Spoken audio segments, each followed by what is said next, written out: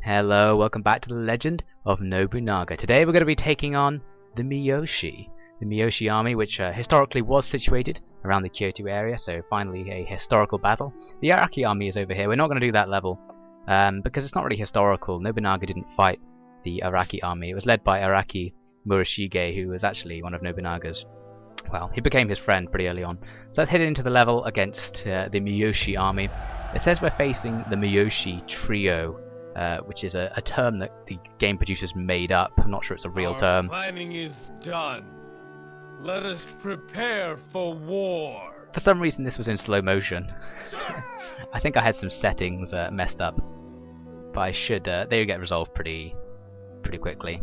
Comes back into fast motion now. So it's the Battle of Shoryuji. I'm not sure where the conflicts between Oda and the Miyoshi actually took place. Let's see what's going on here. Truly amazing, yes, truly amazing. Now that's not just something anyone can do. No, I mean truly, I can only say that you are the epitome of generalship. I mean truly, you're amazing.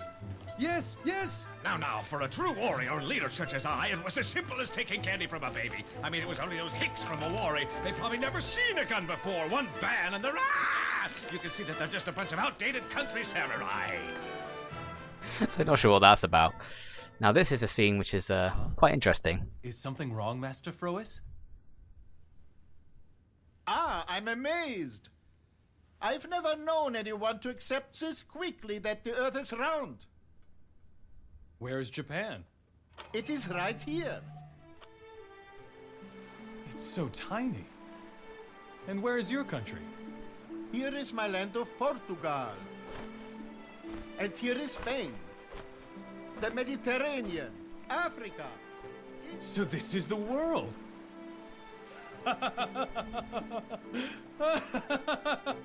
He's loving it.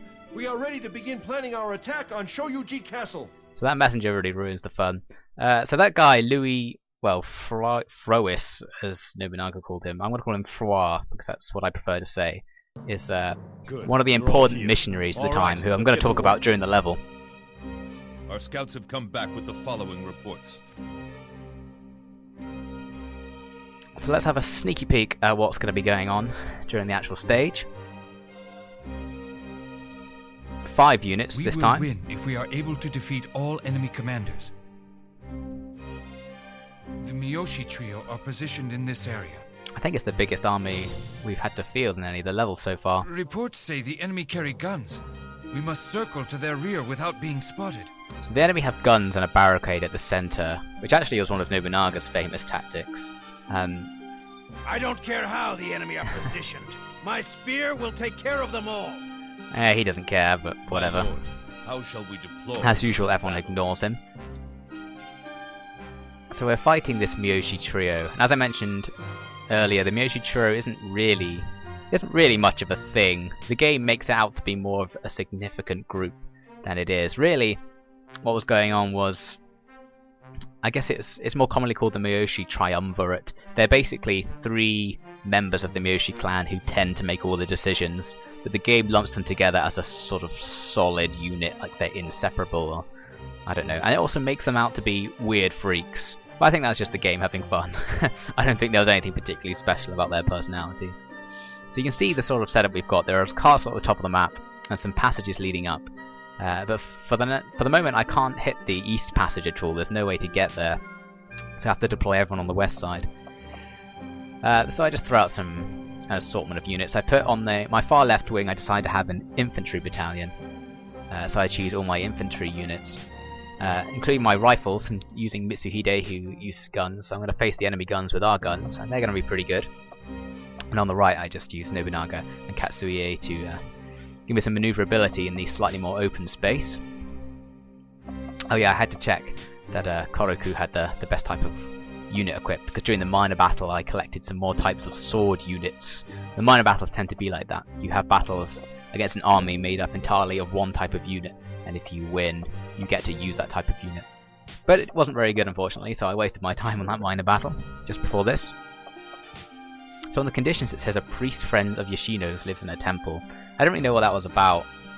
I think it means that if you take Yoshino into the level, something special will happen. And I think it was... you see I'm selecting with the cursor this area in the top right hand corner of the map. I think that's what they were talking about. That area was where the priest friend was living. But I couldn't be bothered to take Yoshino because she's not particularly good and she's not historical. So I just ignored that. It also said don't face the enemy challenge without a plan or something. We can all concentrate on fighting. And you'll see I don't heed that advice in the level. You all know what you have to do. Now go! So there we have it. The level begins. So as I said, just as the level begins, since not much happens early on, I want to talk a little bit about Luis Frois, the Portuguese missionary. So we saw him in the cutscene before the battle meeting with Nobunaga. And that is a true story. Nobunaga did meet with this missionary called Luis Frois. Now I can't even say his name. Yeah, he met him at a construction site, funnily enough. It was a construction site of a new castle. Louis had been in Japan since 1563, so about 6 years before the events we're seeing here. He was a missionary from India who had come to Japan and was living in Kyushu, which is the South Island of Japan. And he was there for quite a few years, and he managed to learn some Japanese and quite a few things about Japanese culture, and he became an important missionary. So in a few years after, maybe 1565, 64, he would have come to Kyoto as a Jesuit missionary. And this was right about the time that Kyoto was in upheaval, so he would have been there to witness all the crazy goings on in Kyoto. But all the while he was trying to convert people to Christianity, specifically Roman Catholicism, I believe. And he actually had some success with that. He didn't do too badly. So then in 1569 he did meet Nobunaga, and he would actually live with Nobunaga for quite a while, living in Gifu Castle. And Nobunaga was letting him stay there so he could write books. And he wrote a fairly famous book just called The History of Japan, or History of Japanese People it might have been, I can't remember. But it wasn't actually published until the 1900s. So I don't know, I guess this book was just lying around. And I have quite a cool shot from that book I'm going to show you right at the end of the level, so you have to hold on for that. He was, Nobunaga was very willing to let Luis Frois spread his Christian influence, mainly because Nobunaga didn't really like the Buddhist sects that had been holding him back. Because all of the organised sections of the Buddhist religion had always been against him in his campaign. And I think most people believe that's why he was very open to Christianity, because I guess it promised an alternative structure that wasn't going to be automatically opposing his fairly violent ambitions. So I guess that must be at least one of the main reasons. I think after living with Nobunaga for a few years, Louis went back to Kyushu, the South Island, and sat around for a while. I have something to tell you. Probably came back to Honshu a couple of times. Honshu's the name of the main Japanese island, by the way. So you can see here in the level I found this message from a villager who says there's a secret way up the mountain, and this was pretty much what I was expecting to happen. So I send Nobunaga and Katsuie to go and try and exploit that. Because we'll see in a moment the enemy have set up a fairly heavy barricade on the west pass through the mountains, and Victory is within our grasp. It's fairly obviously hinted by the game that you have to rear attack it, and that's the only way through. So these two guys are going to go and see to that. Meanwhile, I have Toshie, Mitsuhide and Koruku, and I think maybe I can do some harassment activities on their main line with these guys while I wait for the others to get into position. So I see here there's an enemy unit sat in front of the barricade, and I try to draw them away. I thought they were going to charge at me, but they didn't. They just went and stood slightly closer to me, and then I saw they were charging up something, and I knew I was going to get hit. So I think they actually fired off a musket volley, but I successfully blocked it. So I had to charge in, I was just going to keep firing. So I charged in and give them a few hits, thinking I can take them out and run away. But the units behind the barricade start firing bows and musket volleys over the top of the barricade. So I'm in serious trouble. So at this point I was thinking, oh, I'm probably just going to leave. So I was basically just blocking at the moment, hoping I wouldn't take too much damage. So I thought, okay, let's just abandon this. Like, this isn't going to go anywhere. Order that unit back. But of course, it's not going to work quite like that. Koruku was charging forwards like a crazy man, so I had to manually pull him back. And for some reason, as I manually pulled him back, Toshie stopped retreating and started advancing again. So I had to switch back to Toshie to force him back, and then I'm getting slammed by enemy musket volleys as I fall back. So you can see now I've fallen back, but if you see the map on the top right hand corner, Mitsuhide and Koroku stayed behind to have a just to go all out with the enemy units. So I started mashing the keys, and I found a button that actually orders your subordinate units to follow you more closely. So I started pressing that to try and get them to fall back. So Nobunaga, you can see, is actually making quite a lot of progress. So I'm continuing to send him up the mountains, and Koroku's still messing about at the back. Luckily, Mitsuhide Akechi has a really useful ability which allows you to heal multiple units at the same time. So I'm going to be using that in a moment. So while I wait for Nobunaga to get into position, let's talk about the enemy we're facing today, the Miyoshi clan. The Miyoshi clan, I guess it's not really of any significance, especially after this point in history. Miyoshi clan was set just to the west of Kyoto, and around this time they were fighting with Matsunaga. I was speaking about it in the last episode actually. Matsunaga had allowed one of the Miyoshi, the sons of the clan, to rise up through a series of suspicious deaths to take over the clan, and his plan was to kill all of his sons so that he would inherit the clan upon the Miyoshi clan leader's death.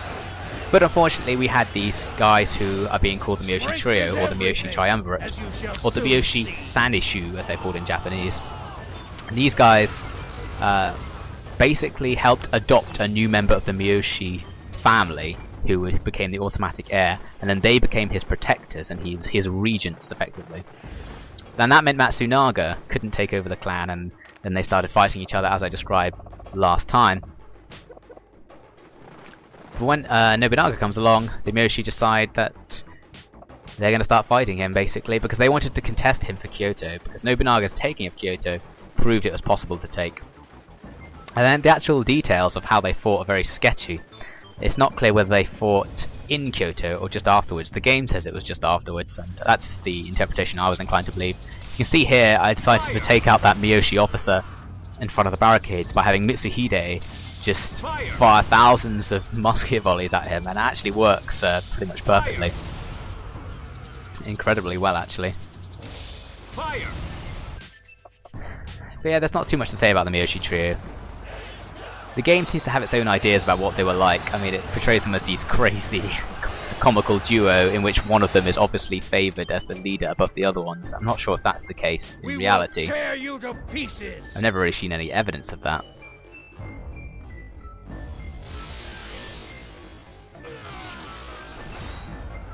We must hold our ground. So all the enemy units on the east flank were pretty damn easy to cut through. So at this stage I finally got into a position where I can charge down a small passage to hit the enemy's second barricade. And once I defeat the second barricade, I can use Toshie and Nobunaga to pincer attack the first barricade, and then the enemy main force will have been defeated. But first I saw this crazy passage going off down the mountains. I had to go and see what was down there. But I actually thought it was just health, and I couldn't be bothered to go and get health since I was very near full health. And you lose points in your rating for being slow in doing the level. So I decided to skip that. Plus for the sake of the recording, I don't want to do the levels too slowly. So I try and push on as much as I can. So here the surprise attack is about to happen.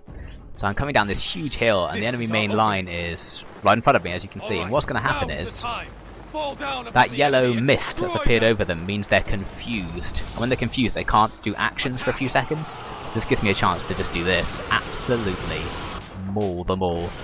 And if that wasn't enough, which it wasn't, Katsuye is going to set up to do the exact same thing. He was retreating for a second there, I don't know why. So I charged Katsuye to the survivors of that initial assault. And that's basically it for their second line. It is now gone. Absolutely destroyed. So now I'm in a good position to do my flanking attack. And I'm simply going to press in and finish them off. There's also an item there, which I'm going to get. So while this happens, I want to talk a little bit about Araki Murashige. The reason I want to do that is because the game isn't going to let me do his level. Once I complete this level, the level I didn't do is going to disappear from the map. So I thought, well, I might as well mention the things I would have mentioned had I played that level. There aren't too many. So I would have been fighting Araki Murashige. Murashige was basically a Miyoshi retainer, so in some ways he is related to the Miyoshi clan. But what happened historically is that when Nobunaga captured Kyoto, he surrendered. He surrendered almost straight away, which is one of the reasons I didn't want to do the battle. You can see here Nobunaga's getting absolutely demolished by this ranged fire, and Katsuie wasn't helping at all, so I had to go and manually control him. I did a very bad flank attack with Toshi. I told him to take out the bow tower, and then sort of forgot to give him another order. So only now does he finally start the pincer attack. This is a very poorly pulled off set of maneuvers. But anyway, Araki Murashige joins Oda at this time. He is one of the group of Oda officers who will later rebel against him. I think in the 1570s. You might even see that later in the game, so we'll see if that happens. One other similarity he has to another Oda rebel, Matsunaga Hisahide, is that he is a tea master. So both Araki Murashige and Matsunaga Hisahide join Oda at this time after his capture of Kyoto by surrendering to him, and then later rebel, and both of them were masters of tea ceremony, but I don't think they really knew each other. They probably were associated because they are both former retainers of Miyoshi, but I think Araki Murashige was a very sidebarred retainer, like he isn't really a primary retainer, whereas Matsunaga Hisahide was pretty much the leader of the Miyoshi clan for all intents and purposes. But anyway, so there's a famous story about Araki Murashige which I wanted to tell. Basically, you can see here I'm using Mitsuhide Akechi's joint heal ability, and now all my units are healing simultaneously. It's pretty awesome. So now I'm just going to charge the enemy main camp. But yeah, this Araki Murashige character is captured by Nobunaga after he rebels, and this is going to be happening far in the future, in the late 1570s. But what supposedly happened in what is probably not true story, but it's quite a cool story, is that Nobunaga was planning to kill him in an unusual way. He was planning to have him come into where he sits in his castle, and it was traditional to bow your head as you entered through the doors. So his plan was, as his head was bowed, was to have two attendants slam the doors closed on his neck and kill him. But Araki Murashige actually guessed that this was going to happen. He sort of saw the setup as he arrived, and he realized that Nobunaga was going to plan to do this exact way of executing him, which seems a bit strange that he would predict this. Well, I don't know how obvious it would have looked. But he had an idea. He had what's called a teppu. I mentioned this before actually. It's the war fans, the iron war fans that Officer Samurai would have carried to direct troops in battle, and he was carrying his with him at the time. So he basically jammed this into the door as he approached. So when the attendants tried to close it, it was jammed. But the fact that they were trying to close it so hastily while he was still bowing uncovered the fact to everyone that Nobunaga was trying to execute him. So that must have been pretty awkward for everyone involved. But Nobunaga was so impressed that he had detected and foiled his plan that he actually just let him off. He just said, well, he decided not to execute him after all. So that was quite nice of him. And basically after that he just went off and he went off to join the Mori clan and died pretty rapidly. The Mori clan are a clan on the west side of Honshu, to the west of all the areas we've been seeing so far in the game. I think we are going to have some contact with them later on, so I'll talk about them when the time comes. But that's Araki Murashige, I just wanted to talk about him. So we can see here I'm now facing off against the Miyoshi Trio, I believe. At least I believe this is who they are. I know Nagayuki Miyoshi is definitely one of the Miyoshi Trio, so I assume these two guys with him are the other two. And I'm just spamming my abilities. I get some lag because I had so many units bunched together. I basically had 4 units all standing in the same place, and it was a real mess. It was actually really difficult to deal with, having too many units attacking simultaneously. Look off your face! And Nagayuki Miyoshi is not impressed at our attacks. So basically to have to hack through. The chance of losing now is quite low. So what I'm actually doing is having Mitsuhide fire his rifles at the enemy, and then if I hold down the block button, what it in theory does is allows those shots to go through your men as if they were ghosts, which seems a bit unfair. But I don't think it actually works. I think it does still hit your men, but I don't know if you lose points. Because you lose points for accidentally hitting your own men. You don't lose any troops, you just lose points at the end of the battle, which means you get worse prizes. So you want to try and avoid it. It's sort of tedious. I'm just sort of gradually hacking them. All these units are so sparse and their formations are all broken because their joints are all stuck in with each other that I can't really get any good attacks off. I'm actually struggling to kill these units even though they're not doing anything to me. What I'm doing is I'm using Toshie Maeda because his spear units are very good at blocking. And you can see his spear units are at the front of this mess. So by holding block whilst I control him, the enemy units can't do any damage to me. So I finally defeat one of them. And I start using my special abilities to try and finish them off, just because it's going to be slightly faster than trying to hit them with one guy who's in range.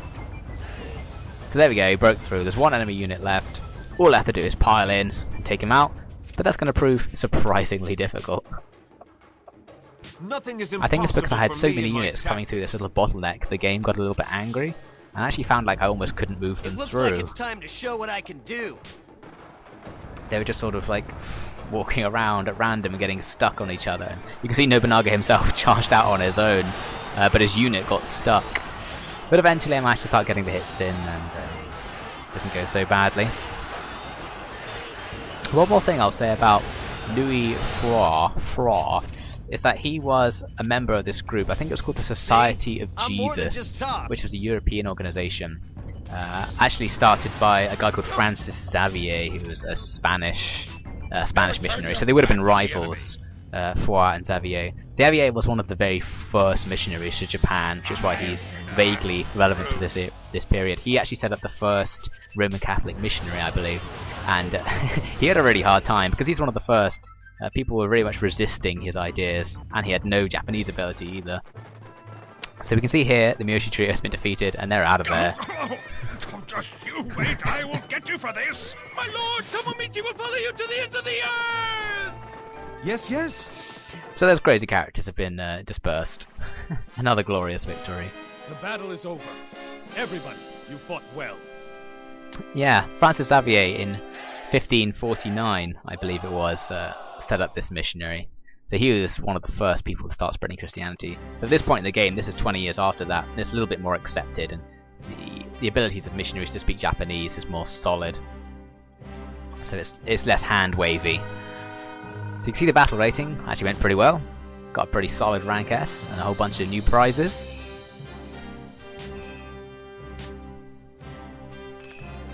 I think this armor must have been what one of the Miyoshi Trio was wearing. It looks pretty cool, but it's sort of the armor of the enemy, like it's all red. I don't really want to use it. Got the mounted bow unit, but I had a bad experience with mounted bows at the Battle of Okihazama, so I don't know if I want to use them. A cool looking spear, don't know if there's anything special about that. And an X-Silence primer. I think X-Silence stops a group of enemy officers from using their skills on you. I don't really use the silence move too much. Whole ton of levels up, and ability levels up. So as I said, the final level is actually going to disappear, which means we're going to be moving on to the decisive battle next. So that's going to be what happens next week on The Legend of Nobunaga. But before that, let's see if the game has any cutscenes for us. Oh yeah, there's a slight glitch in this cutscene, that bar at the bottom. Now let's just ignore that. My lady, why have you called me here? People will surely talk. I almost didn't recognize you. You've changed. What is it that made you this way? Time will change a person. I have had to learn how to survive alone in a cold, hard world. Forgive me. It was my fault. You were driven from Mino because of me.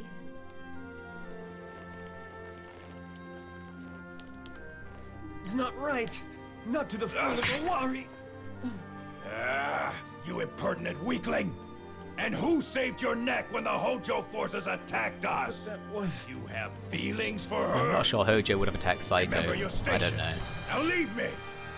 They're very far away from each other. Is I that think they just pity I made up a hear? fun historical detail there. Do not be mistaken. Ambition brought me to Oda. I shall gain a name here and men to follow me. Or what? Will you betray Lord Nobunaga? Will you leave him and come with me? So this is pretty scandalous. So the main reason that Mitsuhide Akechi is much cooler in the legend than in real life is because of the story it gives him. The Oda forces moved steadily forward, destroying all enemy forces in the Kinai area. However, the free city of Sakai continued to oppose the Oda forces. Using their abundant resources, its leaders chose to prepare for a siege. Tatsuki They hired Saiko is men there, and stocked up on supplies. as you can see. To gain Not complete sure why. control of the Kinai area, a battle with the city of Sakai could not be avoided. I guess he's just so psycho that he just shows up at all battles. I've got so much to say now. Let's just skip through these scenes. It's time. See if they have anything to say.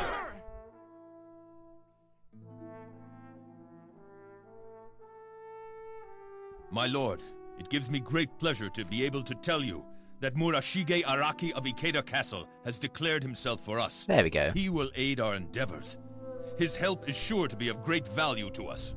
So, not doing that level did force the historical event to happen, so that turned out pretty well, I think. My lord, this is the current situation. And now we're going to return to the map. So firstly, let me talk about the cutscene we just saw very briefly. Mitsuhide Akechi did not have any sort of affair with Kicho or anything. This is the main thing that legend adds to the Mitsuhide Akechi story, that he tries to have an affair with Kicho because Kicho was like his... I don't know. They were like together as children. Like he was assigned to bring Kicho up and be her guard when she was a child, and he sort of fancied her because of that. Well, you'll see how that develops, and he's going to try and turn Kicho against Nobunaga. So you can see we now have a new level. It's a decisive battle called the Siege of Sakai, and this is going to be non-historical, or at least semi-non-historical, because Sakai was defeated bloodlessly thanks to Hideyoshi Hashiba. I guess I'll talk about all that next time. But the true story is very interesting, the Battle of Sakai. It wasn't a battle at all. They did indeed prepare for a siege. They were going to resist Nobunaga, but Hideyoshi had a pretty funky plan to stop them. Oh well. So I told you earlier I was going to show you a cool piece of a manuscript by Luis Frois. So here it is. And the reason it's quite special is because if we zoom in towards the middle, we can actually see the word Nobunaga among the text. Now, I don't speak any Portuguese, so I have no idea what the rest of it's saying, and it's very hard to read. But we can definitely make out the word Nobunaga written in what must be one of the first examples of Romanized Japanese. Japanese words written using Roman script. And you can see it's written phonetically. And I guess that must have been the beginning of how what we in the modern times call Romaji, the Roman version of Japanese, came to be so phonetic, because these missionaries, in their attempts to write down Japanese words, would have been just writing what they could hear in a phonetic sort of way, using Western Romantic languages. This is quite interesting. I guess they must have understood Japanese to a certain extent in order to be cavorting with them. So it was probably them that began writing Japanese using Roman characters in general, and writing things for the Japanese in Roman characters, because it was around this time that Romanized Japanese actually became semi-popular in Japan itself. And later on, there was actually a phase in Japanese history when writing using kanji, which is the normal form of Japanese writing, was banned, and only Romanji, the Romanized form, was allowed. That didn't last very long, but this is where it began, apparently. This is where it began. So that's the end of this episode of Legend of Nobunaga. Next time we're going to be moving on the end of Chapter 4, fighting this so-called Siege of Sakai, and showing you what really happened, and we'll have a look at what the game decides happened. Hopefully it'll at least partially reference the true story. I don't know. It tends to always have little hints towards the true stories, even when it's blatantly made up stuff, so I've got a lot of faith in it. And then after that, we're going to see whether Nobunaga can deal with all the external threats once he's secured Kyoto, or the kunai area, as it keeps calling it. That just means the area around Kyoto. Basically, lots of groups in provinces in Japan would have special names if they were of significance. But it's not too important. Anyway, so I hope you have a very good day, and I'll see you next time on The Legend of Nobunaga with some pretty intense fake historical action. Laters.